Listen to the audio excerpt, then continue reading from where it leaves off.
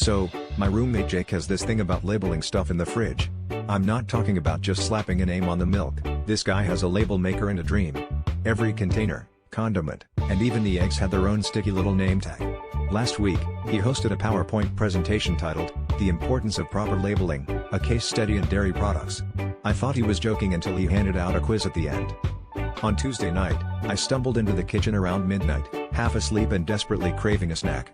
That's when I noticed a new addition, a jar of pickles front and center with a label that read, "Mr. Dill, handle with respect." I chuckled, assuming Jake was just upping his game, but when I reached for the jar, it was like I'd triggered a silent alarm.